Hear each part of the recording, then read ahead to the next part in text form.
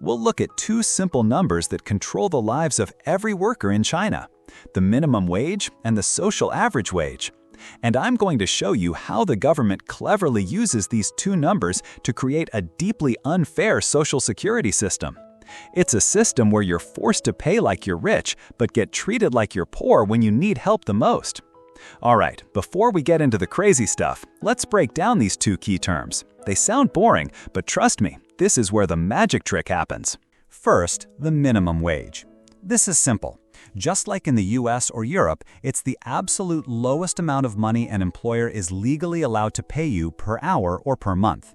In China, every province or major city sets its own minimum wage. So in a megacity like Shanghai, it might be around 2,690 yuan a month, which is roughly $370. But if you go to a less developed province, say Heilongjiang in the northeast, it could be as low as 1,450 yuan, or about $200. The minimum wage is the floor. It's the number that's supposed to guarantee a basic, minimal standard of living. Keep this number in your head. It's the low number. Now for the second one, and this is the important one, the social average wage, or 社平工资. This sounds straightforward, right? The average salary. But it's not. This isn't the median wage, which would be the salary of the person exactly in the middle. No, this is the mean average. Imagine a bar with 10 regular workers, each earning $1,000 a month. Their average salary is $1,000. Simple. Now a billionaire CEO walks into the bar. His monthly income is, let's say, $1 million. Suddenly, the average salary in that bar shoots up to over $90,000. Does that mean everyone else got a raise? Of course not. The number is now completely meaningless for describing what a typical person in the bar earns. That's exactly how China's social average wage works. It's heavily skewed by the super high salaries of people in finance, tech, and especially the managers of powerful state-owned enterprises. This creates a social average wage that is significantly higher than what most people, probably 60–70% of the population, actually earn. For example, in Beijing, the 2023 social average wage was over 12,000 yuan a month. But you ask any regular person on the street, a waiter, a cashier, a factory worker, and they'll tell you they don't make anywhere near that. So, to recap, we have the minimum wage, a very low, realistic number, and we have the social average wage, a very high, artificially inflated number. Now let's see how the government plays with these two numbers. This is the most fundamental scam, the one that affects everyone. In China, you and your employer must contribute a large chunk of your salary to Social Security. This includes your pension, medical insurance, unemployment insurance, and so on. Now here's the catch. How much do you have to pay? The law says it's a percentage of your salary. But what if you're a low-wage worker? What if your salary is below the social average wage? The government says, too bad. There is a minimum payment floor, and that floor is not your actual salary. It's 60% of that super high inflated social average wage. Let's use our Beijing example. The social average wage is 12,000 yuan. 60% of that is 7,200 yuan. If you're a cashier making only 5,000 yuan a month, the government pretends you earn 7,200 yuan. You are forced to pay Social Security contributions based on a salary you don't have. This takes a huge bite out of your already small paycheck. You are paying based on a high standard. Okay, so you're forced to pay a lot. You might think, well, at least if I lose my job, I'll get good unemployment benefits, right? Wrong. This is where they hit you with the other number. When it's time for the system to pay you, they suddenly forget all about that high social average wage. Your unemployment benefit is calculated based on a percentage of the local minimum wage, the lowest number possible. In Beijing, the minimum wage is 2,420 yuan. So your unemployment check will be a pitifully small amount, maybe around 1,900 yuan, or about $260 a month. In a city as expensive as Beijing, that's not even enough to pay rent. Do you see the trick? When it's time to collect money from you, they use the high, inflated social average wage as the benchmark. When it's time to pay money to you, they use the low, rock-bottom minimum wage as the benchmark. It's a system brilliantly designed to maximize its income and minimize its expenses. It squeezes the poor to fund the system and then gives them crumbs when they fall on hard times. This same twist of logic applies when you get into legal disputes with your employer. Let's say you're a high-paid manager. The company illegally fires you, and you sue for economic compensation. The law in China says that if your salary is very high, your compensation is capped. The base for your calculation cannot be more than 300% of the local social average wage. This is a rule designed to protect corporations from huge payouts to their top executives. So, on the high end, there's a ceiling to protect the company. But what about the other end of the spectrum? What about the most vulnerable workers? Think about construction workers, cleaners, or kitchen staff who are often employed illegally without a formal contract. They get paid in cash, there's no paper trail. Now, let's say their boss refuses to pay them for months of work. They go to court. The judge asks, "How much was your salary?" They say, "My boss promised me 6,000 yuan a month." But boss lies and says, "No, I only promised them 3,000. Since there's no contract, it's their word against his. In this situation, what does the court often do? It defaults to the safest, lowest possible number. The judge rules that since the exact salary cannot be determined, the compensation will be calculated based on the local minimum wage. So the worker who was promised 6,000 yuan might only get compensated based on a 2,420 yuan salary. He gets cheated twice, first by his boss and then by the legal system that was supposed to protect him. Again, look at the pattern. For the rich and powerful, the social average wage is used to limit their compensation. For the poor and powerless, the minimum wage is used to drastically reduce their compensation. The system shields the strong and punishes the weak.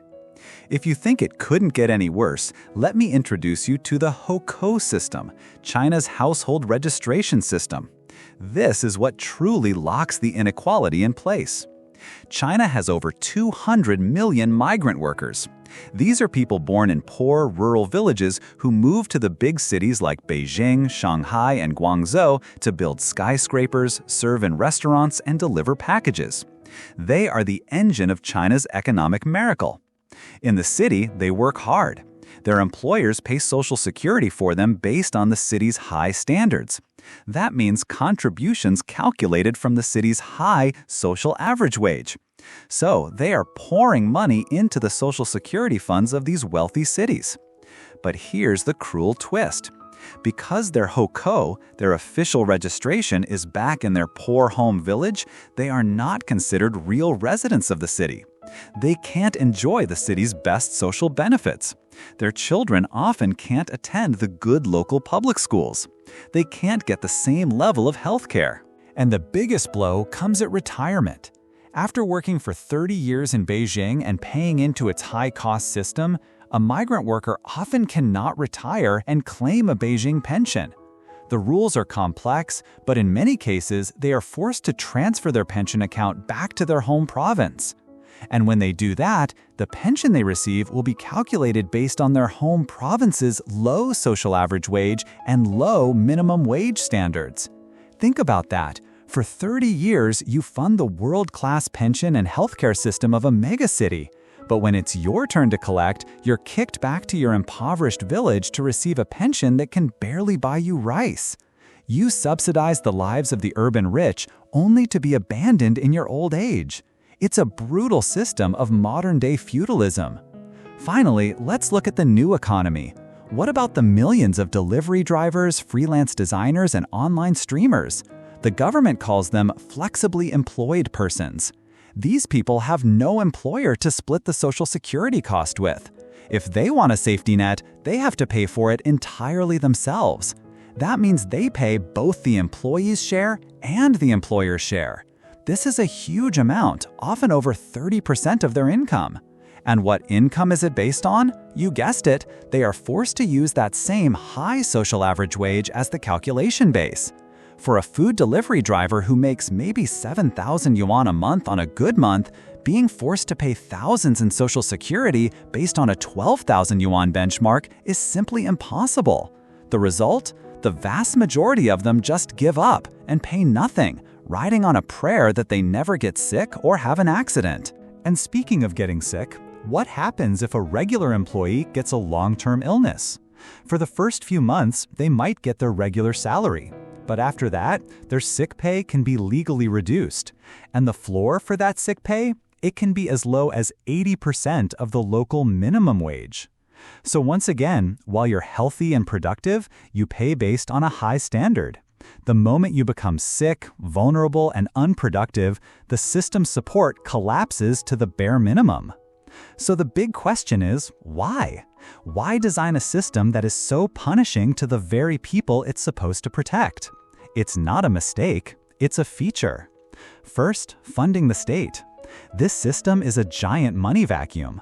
By forcing tens of millions of low-income workers to pay based on an inflated average, the government ensures a massive, stable, and predictable cash flow into its social security funds. These funds are used for all sorts of things, including propping up the generous pensions of civil servants and state-owned enterprise employees. Second, keeping welfare costs down. By linking payouts like unemployment and sick leave to the rock-bottom minimum wage, the government keeps its official welfare spending incredibly low. It looks good on the budget sheets, but it comes at the cost of human dignity. Third, social control. The hukou-linked pension system is a powerful tool of social control. It prevents large-scale, permanent migration to the big cities, which the government fears could lead to slums and social instability. It keeps the rural population tied to their land, even after they've spent their entire working lives building the cities. It creates a clear social hierarchy. At the top are the government officials and SOE employees with ironclad benefits. In the middle are the urban middle class who play this unfair game. And at the bottom are the migrant workers and the flexibly employed who either pay into a system that cheats them or have no protection at all. So China's social safety net is not really a net.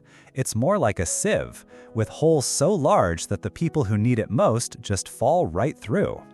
It's a system that proclaims socialist values of equality, but practices a harsh form of social Darwinism. It takes from the poor to give to to fund the state and its priorities. The glittering facade of modern China is built on the backs of hundreds of millions of people who are playing a rigged game.